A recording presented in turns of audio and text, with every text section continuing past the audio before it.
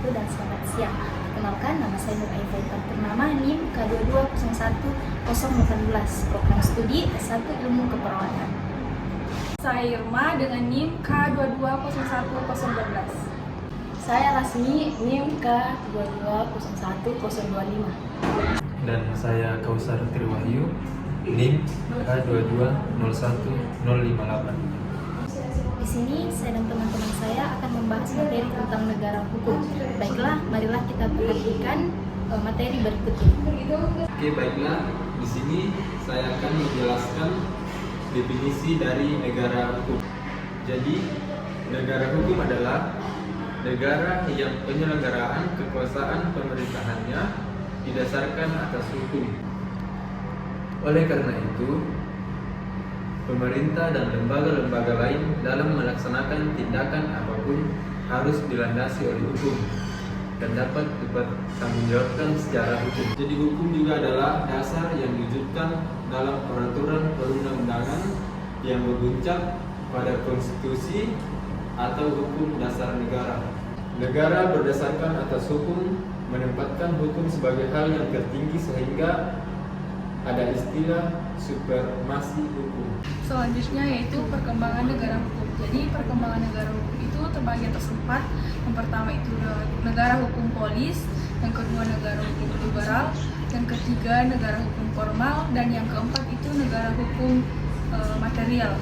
Jadi negara hukum polis merupakan negara yang memiliki wewenang dalam penyelenggaraan keamanan, kemakmuran, atau perekonomian.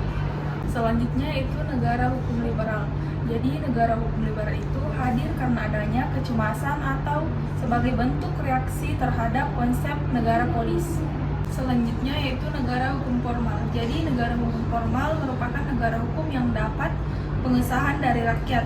Segala tindakan penguasaan memerlukan bentuk hukum tertentu harus berdasarkan undang-undang. Negara hukum formal ini disebut dengan negara demokrasi yang berlandaskan hukum. Dan yang terakhir yaitu negara hukum material. Jadi negara hukum material merupakan perkembangan dari negara hukum formal.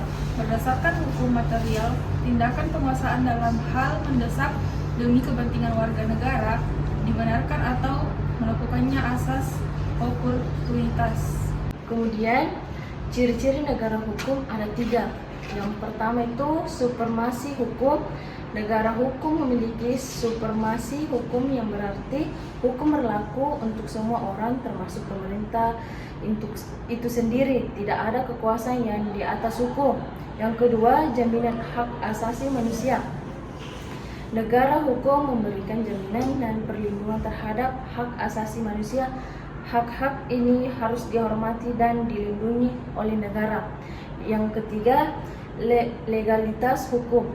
Negara hukum beroperasi berdasarkan hukum yang ditetapkan secara jelas dan transparan, tidak ada tindakan sewenang-wenang dari pemerintah atau individu. Adapun prinsip-prinsip negara hukum, yang pertama itu negara Indonesia adalah negara hukum. Yang kedua itu kekuasaan kehakiman merdeka untuk menegakkan hukum dan keadilan. Yang ketiga itu segala warga negara bersamaan kedudukannya dalam hukum dan pemerintahan. Terus yang keempat itu hak asasi manusia diakui dan dijamin. Yang kelima itu atau yang terakhir hak untuk bekerja dan mendapatkan perlakuan yang adil dan rakyat dalam hubungan kerja dijamin. Kesimpulan dari materi ini adalah negara yang berdasarkan hukum dan keadilan bagi warganya. Hal ini berarti bahwa segala wewenang dan tindakan alat-alat perlengkapan negara dengan kata lain diatur oleh hukum.